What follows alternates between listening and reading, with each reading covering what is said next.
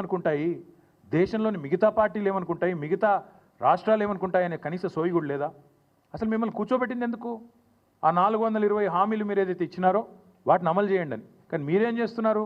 అర్జెంటుగా కేసులు పెట్టండి, రాష్ట్ర ఆత్మగౌరవాన్ని దెబ్బతీయండి, మార్పు పేరిట వేల కోట్ల రూపాయలు ఖర్చు పెట్టండి, పనికిమాలిన పనులు చేస్తూ టైంపాస్ చేయండి అనా మిమ్మల్ని కూర్చోబెట్టింది అక్కడ? కాదు కదా. రైతు భరోసా ఏది, 6 గ్యారంటీలు ఏది?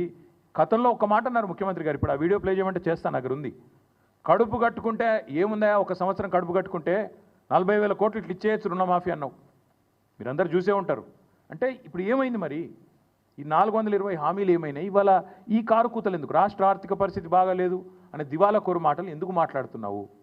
రైతులను మోసం చేయడానికా, మహిళల్ని మోసం చేయడానికా, పెద్ద మనుషులను మోసం చేయడానికా, లేదా మీ మాటలు నమ్మి ఓట్లేసిన మొత్తం ప్రజలందరినీ మోసం చేయడానికా? ఈ కుంటి సాకులు ఎక్కువ రోజులు చెప్పి తప్పించుకోలేవు. రాష్ట్ర ఆర్థిక పరిస్థితిని ఎవడన్నా ఖరాబ్ చేసిండా అంటే ముమ్మాటికి రేవంత్ రెడ్డి అని నేను ఖచ్చితంగా చెప్తా ఉన్నాను, నిర్ద్వందంగా చెప్తా ఉన్నాను. లేకపోతే చక్కగా పరుగులు పెడుతున్న రాష్ట్రాన్ని, పరుగులు పెడుతున్న హైదరాబాద్ రియల్ ఎస్టేట్ రంగాన్ని, హైడ్రా పేరిట, మూసీ పేరిట దౌర్భాగ్యం అంతా తెచ్చిందే ఈ కాంగ్రెస్ ప్రభుత్వం. మొత్తం వీళ్ళ విధ్వంసకరమైన ఆలోచనలతో, వీళ్ళ చాతగాంతనంతోనే రాష్ట్ర ఆర్థిక పరిస్థితి వాళ్ళ కుదేలైంది. నువ్వే బజార్లో పడి నేను నా ఆర్థిక పరిస్థితి బాగాలేదు అని 10 సార్లు చెప్తే కొత్త ఇన్వెస్టర్ ఎవడన్నా వస్తాడా? ఉన్నవాడే పారిపోయిండు. 3 పెద్ద పెద్ద పరిశ్రమలు పారిపోయినాయి. కెయిన్స్ అనే పరిశ్రమ పారిపోయింది, మేము కష్టపడి బెంగళూరు నుంచి ఇక్కడికి పట్టుకొస్తే ఆయన గుజరాత్ పారిపోయిండు. కార్నింగ్ అనే పరిశ్రమ తమిళనాడు పారిపోయింది. ఫాక్స్కాన్ విస్తరణ ఆగిపోయింది, తమిళనాడులో విస్తరిస్తూ ఉన్నారు. ఎవడొస్తాడండి దివాలా తీసిన రాష్ట్రానికి?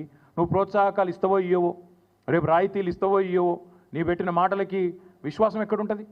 ఒప్పందాలు ఉన్న వాటిని నువ్వు ఇష్టం వచ్చినట్టు ఏకపక్షంగా రద్దు చేస్తే ఎవడు పట్టించుకుంటాడు? రాష్ట్రాన్ని విధ్వంసం చేసిందే, ఈ రాష్ట్రాన్ని అతలాకుతలం చేసిందే నీ దివాలా కోరుతనం, నీ భావదారిద్ర్యం. ఈ అన్నింటికి మించి ఆశ్చర్యకరం అనిపించేది, ఒకవైపు ఏమో కొత్త పెట్టుబడులు రానివ్వట్లేదు మీరు, మరొక వైపు ముఖ్యమంత్రి గారు దావోస్ పోతున్నారని తెలిసింది, దాని గురించి మళ్ళీ మాట్లాడతాను నేను. మరొక వైపు 1,38,000 కోట్ల అప్పు ఒక సంవత్సరంలో. కేసీఆర్ గారు అప్పుల పాలు చేసిండు రాష్ట్రాన్ని ఒకవైపు మాట్లాడుతూ, కేసీఆర్ గారు ఆనాటి ప్రభుత్వం మొత్తం 10 ఏళ్లలో 4,17,000 కోట్ల అప్పు చేస్తే ఈ ప్రభుత్వం ఒక్క సంవత్సరంలో 1,38,000 కోట్ల అప్పు చేసింది. అంటే కేసీఆర్ గారి ప్రభుత్వం సంవత్సరానికి 41,000 కోట్ల అప్పు చేస్తే ఈ ప్రభుత్వం దానికి 3.5 రెట్లు ఎక్కువ ఒకటే సంవత్సరంలో 1,38,000 కోట్ల అప్పు చేసింది. నేను అడుగుతున్న, కేసీఆర్ అప్పు చేస్తే ఏం చేసింది కేసీఆర్ ప్రభుత్వం? 1,00,000 కోట్లు రైతు బంధు రూపంలో, రైతు రుణమాఫీ రూపంలో డైరెక్ట్గా రైతుల ఖాతాల్లో వేసింది. ₹1 వేసినవా నువ్వు వచ్చినాక రైతు భరోసా ఈరోజు వరకు వేయలేదు. కేసీఆర్ ప్రభుత్వం జిల్లాకు ఒక మెడికల్ కాలేజ్ కట్టించింది 33 జిల్లాల్లో. కేసీఆర్ ప్రభుత్వం అస్తవ్యస్తంగా ఉన్న రాష్ట్ర ఆర్థిక పరిస్థితిని చక్కదిద్ది అగ్రభాగాన భారతదేశంలో నిలబెట్టింది తలసరి ఆదాయంలో తెలంగాణ రాష్ట్రాన్ని. కేసీఆర్ ప్రభుత్వం అప్పు చేస్తే ఇంటింటికి తాగునీరు ఇచ్చింది. కేసీఆర్ ప్రభుత్వం అప్పు చేస్తే ప్రపంచంలోనే అతిపెద్దదైన లిఫ్ట్ ఇరిగేషన్ ప్రాజెక్టు కట్టింది.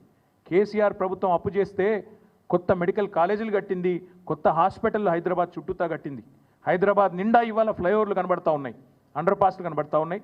కేసీఆర్ చేసిన అప్పుకు ఇవాళ ప్రత్యక్షంగా ఫలితాలు కనబడుతున్నాయి. నేను అడుగుతున్న రేవంత్ రెడ్డి, 1,38,000 కోట్ల అప్పు ఒక్క సంవత్సరంలో చేస్తేవే, రైతు బంద్ చేసినవా?